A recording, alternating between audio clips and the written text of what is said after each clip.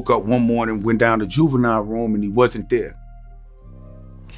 And I went to a few of the other guys' rooms like, yo, bro, y'all seen Ju? Is a bitch, don't, bruh. I hate Buck.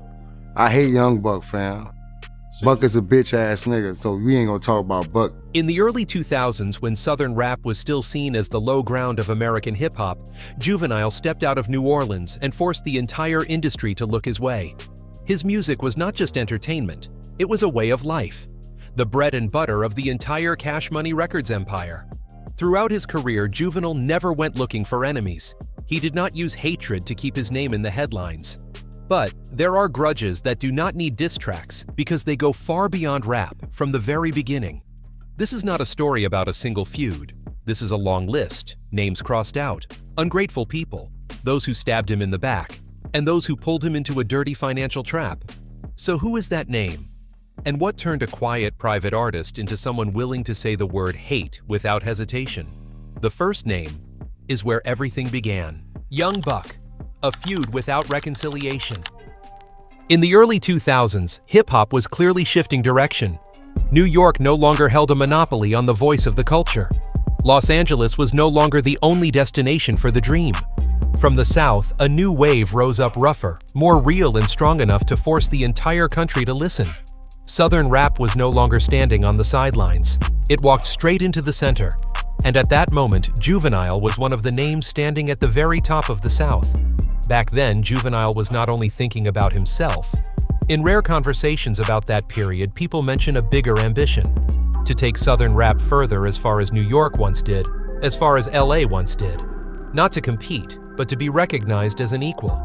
Carrying that feeling, Juvenile paid special attention to the younger generation behind him. Rappers who were still raw, still hungry, but burning with fire. People who could continue the story when he was no longer on the front line. Among them, one name stood out: Young Buck. Young, driven, carrying the image of a generation searching for a way into the light. To Juvenile at the time, Buck was not just a young rapper. Buck felt like a piece of the future he wanted to support. But from here, an unspoken pact began to crack. Many years later on DJ Vlad's podcast, Young Buck recalled an old memory. He said that when he was very young, traveling with Cash Money people to Los Angeles, with a promise of a meeting connected to Suge Knight and Death Row Records, he was left behind, forced to fend for himself in an unfamiliar and dangerous environment. That story spread quickly, and in many people's eyes, it unintentionally painted Juvenile as a bougie rapper, someone who had gone too far to care about those behind him. From there, questions began to surface. In rap circles, rumors spread that Buck had exaggerated the story, that he told it after he became famous, at a time when the image of being left behind brought emotional leverage and sympathy. If that is true, where is the line between a real memory and a memory reshaped to serve the present? Then the breaking point arrived.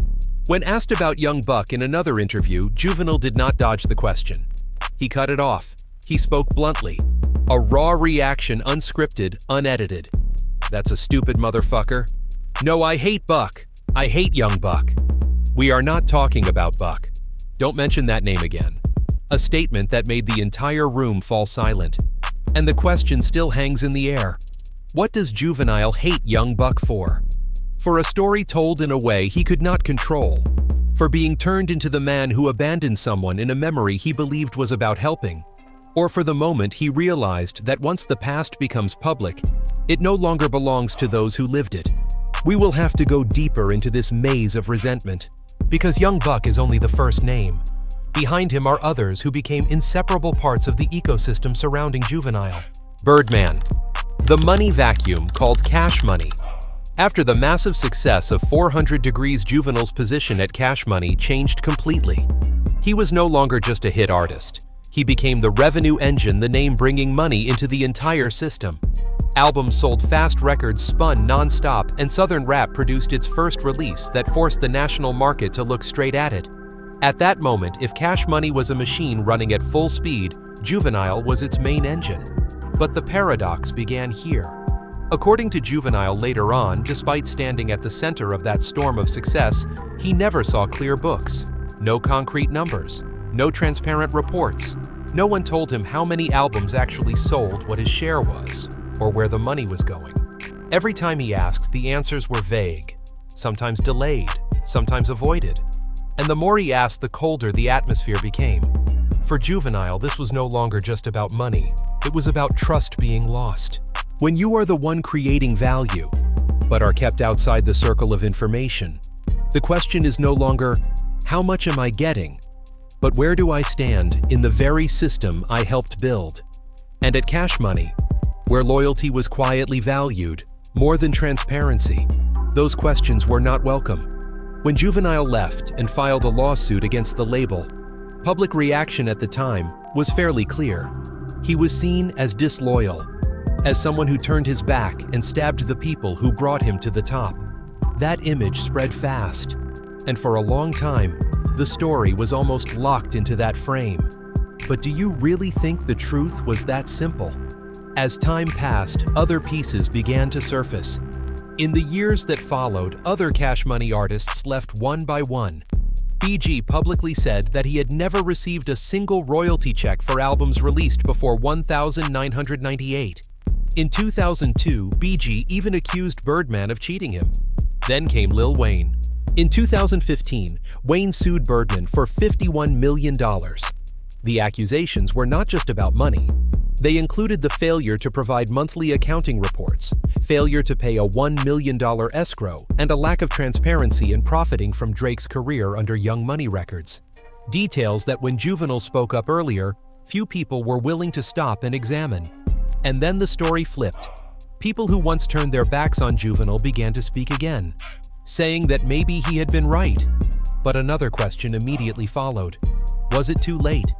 When it took many others standing up for the truth to be acknowledged, how many years of misunderstanding had Juvenile already carried?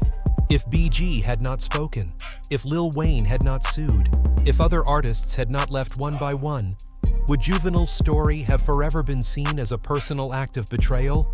Or in other words, is the truth only believed when enough people say it together? That is why when talking about Juvenile's resentment toward Birdman, it likely runs much deeper than people think.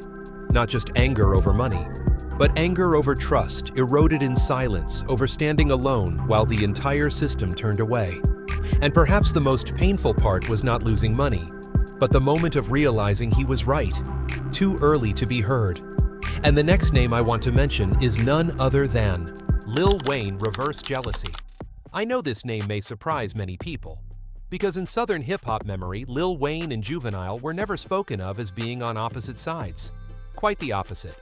To many in the culture, Wayne was once seen as Juvenile's little brother. Not by blood, but by the way the older one opened doors, provided cover, and pulled the younger one out of the shadows.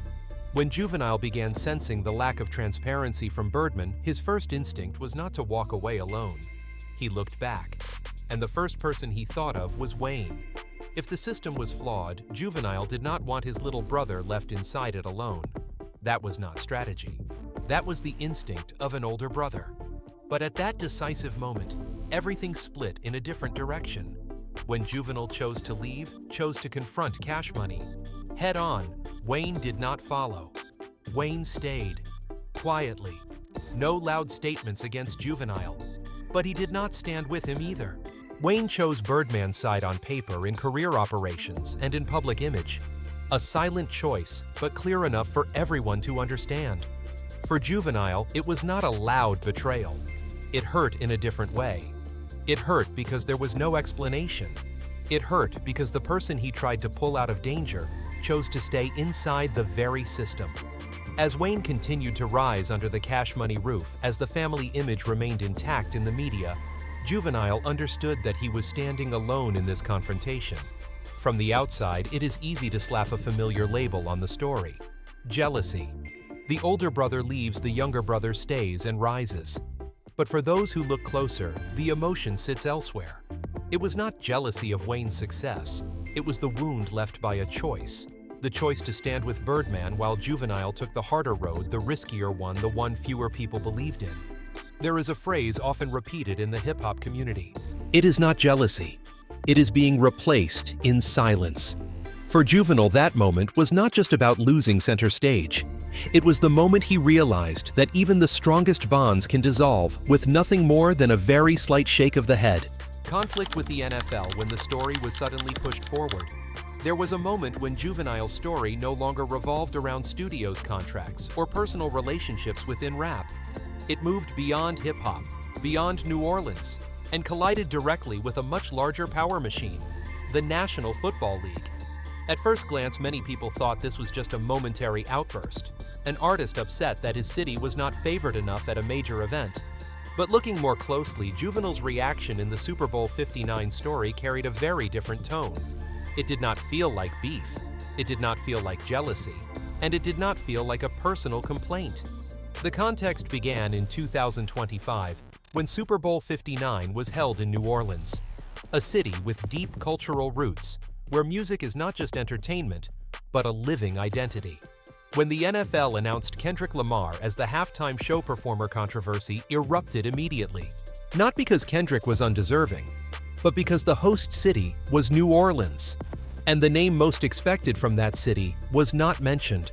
For many locals, especially within the Southern hip-hop community, the question came quickly. Why does an event held on this land profiting from its culture not give the stage to artists who represent it? Among the names most often mentioned, Lil Wayne was always at the top, not only because he is a global star, but because he is a product of this very city. Juvenile did not stay silent, but the way he spoke out was different from what social media usually expects.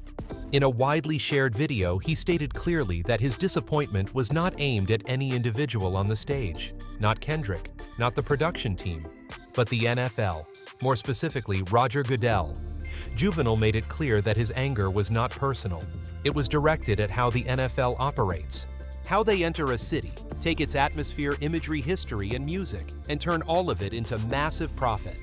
But when it comes time to give the stage back, to give recognition, the people who represent that culture are pushed aside. For Juvenile, this was not the first time he had seen this, but it was one of the rare times he chose to say it publicly. He called it an issue of justice and representation, not a beef, not a personal battle, but a larger question. Who benefits from culture? And who is left behind when the lights go out? When a system is big enough, it does not need to hate you. It only needs to not see you. Juvenile's words aimed directly at Goodell carried a tone familiar to anyone who has followed his journey. You come to our city, you take our culture, you profit from it, and then you leave us empty. No long analysis is needed. Place those pieces side by side and the message is already clear. Of course, the internet did not stand still. Many people quickly reframed the story. That Juvenile was standing with Lil Wayne, that this was a quiet campaign, that this was about factions within rap. But those who understood the internal relationships saw something else. Manny Fresh, Juvenile's longtime collaborator, spoke up to cool things down. He explained that the internet tends to twist everything. Saying it would be great if Wayne performed does not mean attacking Kendrick or choosing sides, simply because Wayne is part of that family, part of that story. Wanting local representation to appear is a natural reflex, not a disguised political statement. But this reaction revealed the core issue even more clearly. The problem was not Kendrick Lamar, not Lil Wayne, not any individual. The problem was how a system as large as the NFL approaches local culture. They want the image, they want the energy, they want the uniqueness, but they avoid the responsibility of representation. For Juvenile, this was a system-level conflict, not a human one. A system that once made him lose trust in music was now repeating the same pattern on a larger scale. You create value, you bring identity, but when it is time to stand at the center, you are treated as a secondary option. Perhaps that is why Juvenile's reaction in the NFL story carried more emotional layers than people expected. It did not explode like it did with Young Buck. It was not bitter like with Birdman. It was not personally painful like with Lil Wayne. It was colder, more controlled, and more dangerous. Because when someone who stayed silent for a long time chooses to speak about systems, it is rarely impulsive. The remaining questions are not for Juvenile alone. They are for every city, every community, every culture that has been used as a backdrop for global events. When the stage lights turn on, who truly gets to stand there? And when the lights turn off, who is left behind with the empty space? And when looking wider, This story does not belong only to Juvenile. If a system can enter a city, extract its entire identity, then leave without giving the stage to the very people who created that identity, who is truly being represented. When an artist speaks up about structural unfairness, is it personal selfishness? Or the voice of a community that has stayed silent for too long? And if stage lights always favor the most sellable name, does local culture remain the subject? Or does it become nothing more than a backdrop for a global profit machine? DJ Vlad, the one who poured oil on the fire. In many controversies surrounding Juvenile, the name DJ Vlad always appears in a very particular way. Not as a traditional enemy, not as a musical rival, and rarely spoken of with direct hatred. Instead, online communities often agree on a different assessment. Juvenile does not hate DJ Vlad as a person. He hates the way Vlad does media. To understand this, you have to look at DJ Vlad's position in the modern hip-hop ecosystem. Vlad is not a rapper, not a producer. He is a storyteller of other people's lives. And what made Vlad famous is his ability to reopen old wounds. Questions about beefs, conflicts, lawsuits, personal tragedies. Things that seem buried, but when asked the right way at the right time, can become headlines pulling millions of views. For many younger artists, that approach is not a problem. It is even seen as an opportunity to tell their story. But for Juvenile, it is different. He comes from a generation where private life was not meant for public display. Conflicts were handled behind closed doors. Pain was kept personal. And memories, if they hurt, were left to rest in the past. Because of that, when old stories are dragged back into the light, Juvenile's reaction rarely matches the crowd. He does not rush to explain. He does not debate every detail. He reacts by cutting it off. And this was especially clear in the moment DJ Vlad mentioned Young Buck. From the internet's point of view, this was a very Vlad situation. A name dropped at exactly the sensitive point. An old relationship full of unresolved layers enough to trigger emotion.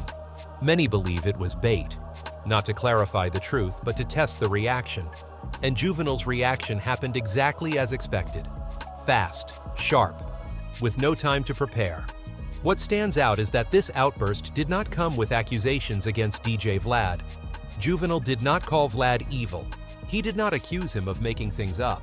He simply did not accept that the story was being discussed in that way, as if a personal boundary had been crossed and the only reflex was to push back.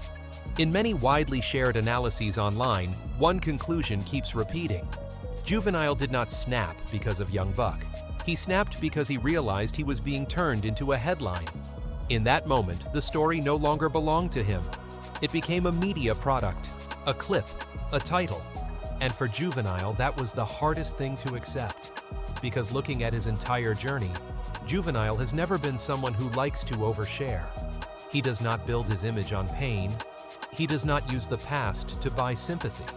He exists as someone who has lived through things and simply wants to move forward. When someone like that is pulled back into old chapters not to heal, but to generate content, a strong reaction is almost inevitable. Online communities also point out another aspect. DJ Vlad is doing his job as a media figure. He asks questions. He finds angles. He creates content audiences want to watch.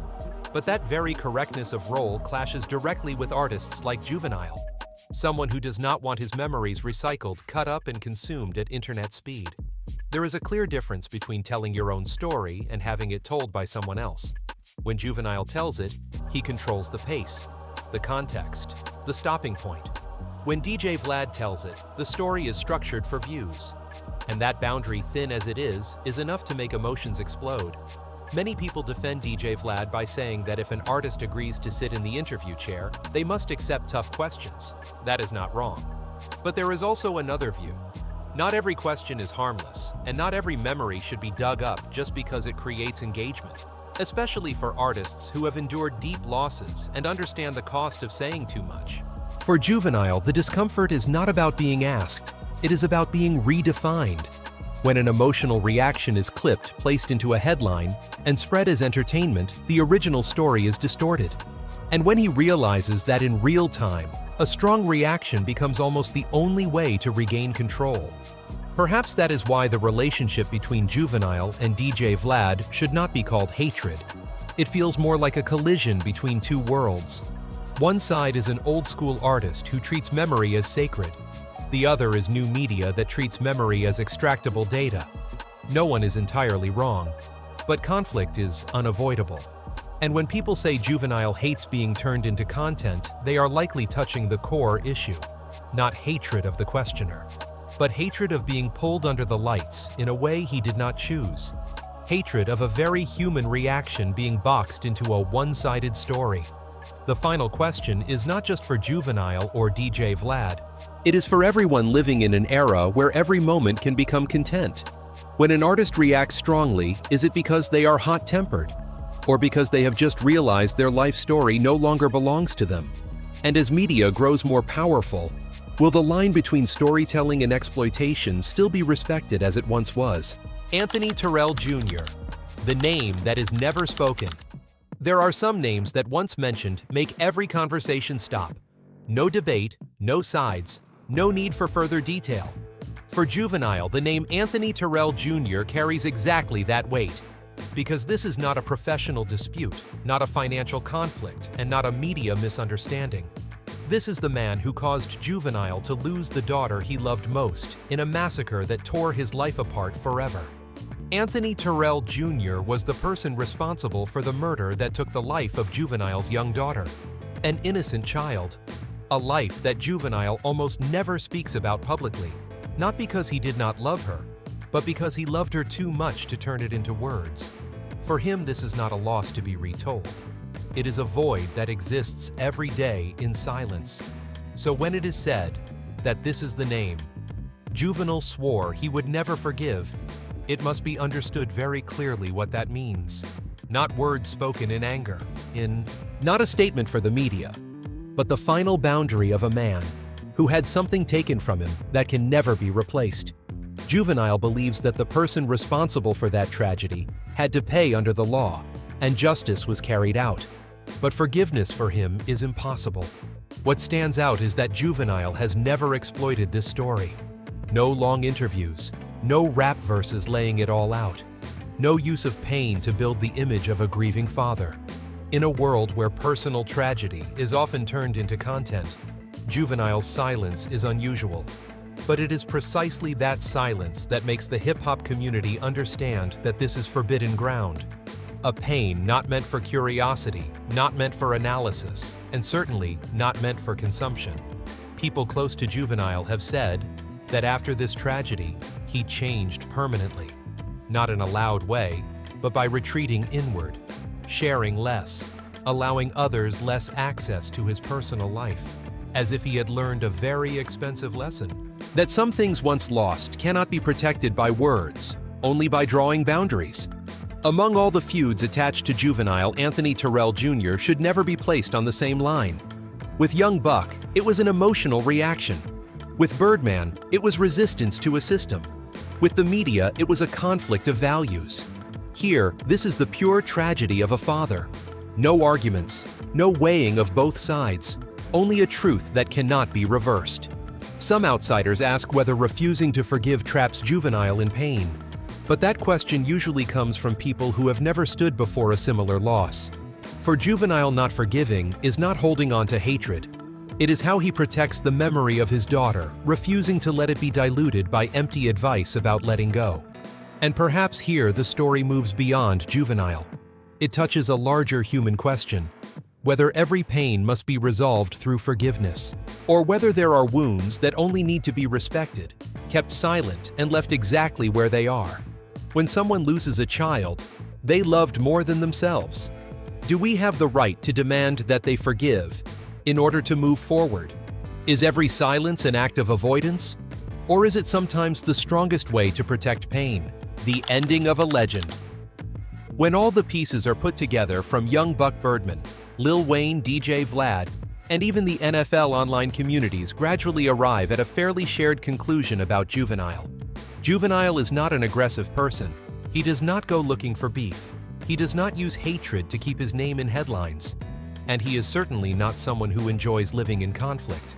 Juvenile's explosive reactions, when examined closely, almost always appear under the same conditions. When he feels used, or worse, when his life story is rewritten in a way he does not control. Not when someone else becomes more successful. Not when the spotlight moves on. But when his past is dragged out distorted and used as bait for views. On hip-hop forums, one point comes up repeatedly. Juvenile does not explode often. He only explodes when boundaries are crossed. When a story that was once deeply personal becomes a headline. When an old memory is retold without context. And when he realizes he is being pushed into the role of a supporting character in his own journey. One Reddit user summed it up simply, "Juvenile never disses anyone first. But when he reacts, it is usually because someone has gone too far." Many people agree with this view, because looking back, Juvenile has never built his career on hatred. His strongest reactions have always been defensive rather than aggressive. Online communities also point out that the word hate attached to Juvenile is often misunderstood. His hate is not loud, ongoing hostility. It does not resemble traditional rap wars. It appears briefly sharply, then disappears, like a reflex when a pain point is touched. And notably, it almost only happens when the past is pulled out to serve entertainment content. Another interpretation shared widely and often seen as the backbone of the entire story goes, like this, Juvenile does not hate individual people. He hates the moments that remind him he was once not chosen to remain at the center, not chosen to be consulted, not chosen to keep control over telling his own story. Here, the emotion is not about who is right or wrong. It lies in a deeply human experience. The feeling of being replaced without warning, being mentioned without respect, being turned into part of a history told by others. For an artist who once stood at the peak, those moments leave deeper marks than most people realize. Interestingly, when online communities view Juvenile through this lens, their attitude changes. Instead of asking, "Why does he hate so many people?" the question becomes, "What pushed him to react this way?" And when the question shifts, Juvenile no longer appears as a bitter man.